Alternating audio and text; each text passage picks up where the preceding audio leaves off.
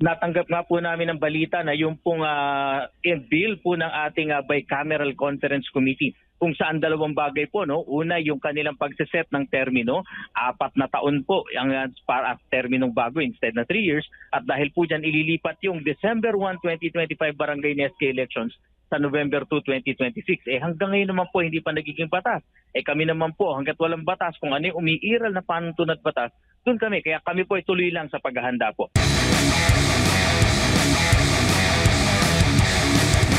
Kumusta po yung ating voter registration para po sa darating na barangay at SK election? Ilan ho ba ang mga nakapag-register na ngayon?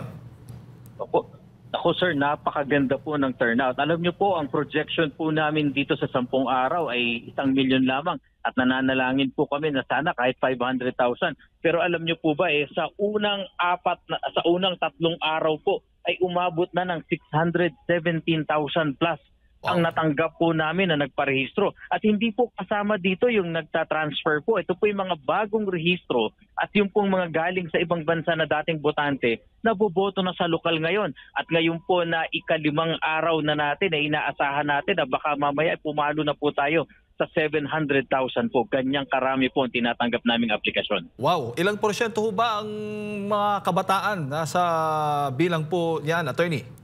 Opo, ang inaasahan nga po namin sana dun sa 1 million na projection po namin ay maaring kalahati dun ay magiging botante ng SK. Ito po yung mula 15 hanggang 30 years old. Pero kita naman po natin sa datos ngayon na lampasan na po namin yung datos na yan.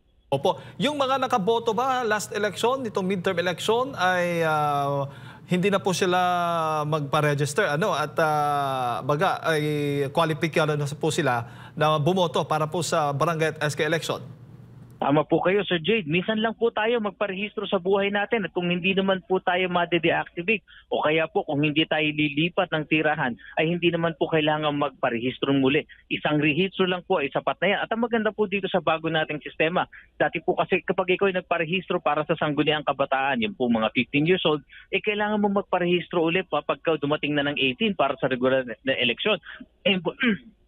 Ngayon po ay hindi na. Kapag ikaw po ay nakapagparehistro na sa SK, automatiko na po kami ang kukuha ng iyong datos, kwalipikado ka na po sa regular na election. Sa ngayon, yes po attorney, sa ngayon ho ba may mga bagong lugar ho ba tayong inilatag para po doon sa mga kababayan natin na gustong magpa-register para mas mapadali po, attorney? Tama po kayo, no? Bukod po dun sa tanggapan ng COMELEC sa bawat opisina sa mga lungsod at munisipyo, kami po ay nagsa-satellite registration din. Papakiabangan po dun sa mga Facebook page namin, lalo na sa local, yung pagpunta sa inyong barangay. Pero higit po dyan, kami po ay pumupunta sa mga malls. May dinadala po kaming Special Register Anywhere program. Katulad po sa kasalukuyan, kami ay nandito sa San Beda, Alabang, kung saan po noon pa po sila nag-request sa amin na mapagbigyan. At nandito nga po kami ngayon para iparehistro ang buong San Beda community. Ngayong araw po na to, nandun din po kami sa Terminal 1 at Terminal 3 ng NAIA. At nandun din po kami sa Tutuban Mall, sa Robinsons, Manila. Pakitignan lang po sa aming Facebook page kung saan-saan lugar pa nandun ang COMELEC po. Opo, doon sa mga LRT station, wala naman yung mga train station natin, attorney? Meron po, doon po sa LRT Recto Station, nandiyan po, nung unang araw po, nandyan po kami. At ang kagandahan po ay napakarami ng mga kababayan natin na sinamantala ang pagkakataon. Sana po yung mga kababayan natin huwag sayangin ang pagkakataon ito dahil nilalapit na po namin sa inyo. At ang maganda pa po dito, kung dati ang pamamaraan pagparehistro, halimbawa, ikaw ay nandito sa Maynila para mag-aral, magtrabaho, ngunit ikaw talaga ay residente ng Iloilo City. Yung dating sistema, pupunta ka pa ng Iloilo, mag-a-absent, mamamasahe. Ngayon hindi na po. Doon kung saan kami nandun, yung Special Register Anywhere, doon ka na pumunta, kami na po ang bahala magdala ng datos mo kung saan man lugar po kayo naninirahan. Po, at ang issue ngayon, attorney, kung matutuloy ba o hindi, ito ngang barangay at SK elections. Kaya balita namin, may pipirmahan daw panukalang batas na ipopostpone itong election po natin sa Disyembre? Natanggap nga po namin ang balita na yung pong bill po ng ating bicameral conference committee kung saan dalawang bagay po, no? Una, yung kanilang pagseset ng termino, 4 na taon po ang para terminong bago instead na 3 years. At dahil po dyan ililipat yung December 1, 2025 barangay NESC elections sa November 2, 2026. Hanggang ngayon naman po hindi pa nagiging batas. Kami naman po hangga't walang batas, kung ano yung umiiral na panuntunat batas, doon kami. Kaya kami po ay tuloy lang sa paghahanda po. Paano po yung magiging registration? Itutuloy-tuloy pa rin ho ba ninyo kung sakali man na aprubahan po ng panukalang batas na yan?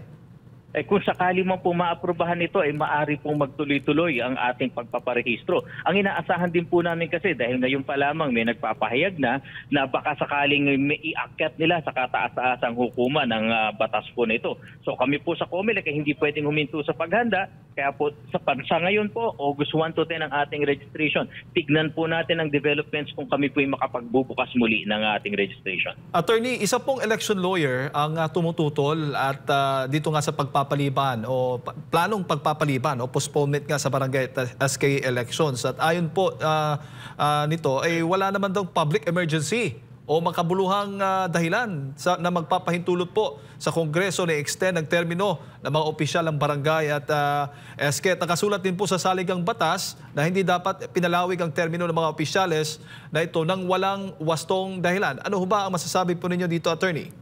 Opo, naunawaan po namin yan at talaga naman pong iyan po ang kanyang pahayag. Kaya nga ito po rin po ang dahilan kung bakit ang COMELEC po ay hindi pwedeng huminto sa paghahanda.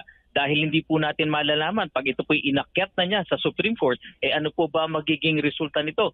Maari po din po kasi mag-issue ng tiara ng Supreme Court. Kaya po kami, hanggat merong may iral na batas, tuloy lamang, pati ang paghahanda, tuloy lamang po kami. Ang binabanggit ko pong election lawyer, ito pong si Attorney Romulo Romy Macalintal. Binanggit din ho niya na ang kapangyarihan po sa pag-postpone ng mga halalan ay hindi dapat manggagaling daw sa Kongreso kundi sa inyo, sa COMELEC po lamang kapag nakita nitong may seryosong dahilan o cause, Attorney.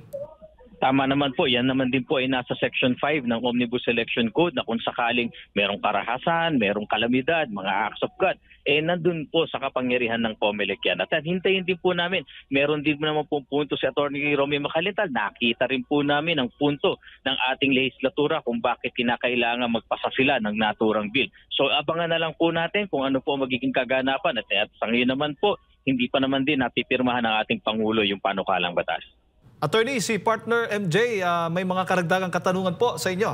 Good morning, sir. Si MJ po ito. Binabanggit kasi, sir, ng ilan sa mga maestrado ng Supreme Court yung katagang holdover capacity na hindi daw nito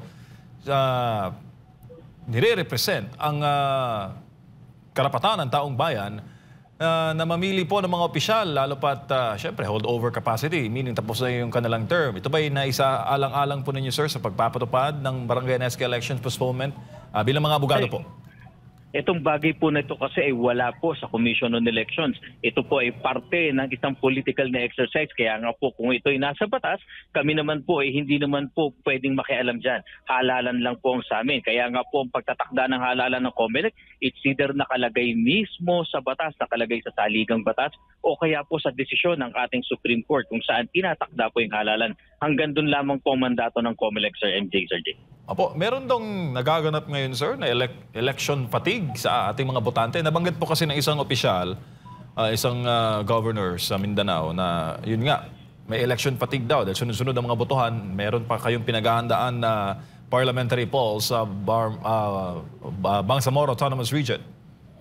Hindi naman po namin inaalis yung punto na yan, At may kanya-kanya pong punto de vista kasi ang ating mga political branches ng government, lalong-lalo na sa legislature, sa executive. Basta ang importante po kasi dito sa ating demokrasya ay nasusunod ang batas. Kaya po kami, since ang pinakahuling batas na nagtatakda, yung pong desisyon ng Supreme Court sa Macalintal versus COMELEC, tuloy lamang po kami dito. At any rate po, kung ano man ang maging resulta, i-postpone man ito, dalhin sa Supreme Court, makakaasa po kayo na tatalima ang COMELEC sa mga alituntunin na ito. Opo, sir, kamusta na po ang paghahanda ninyo sa BARM parliamentary polls? Napakaganda po ng paghahanda natin. Ito pong sa loob ng Agosto ay sisimulan na po namin ang pag-iimprenta ng balota. Ang ating pong sistema ready na, na-test na po, na-certify na ng international certifier.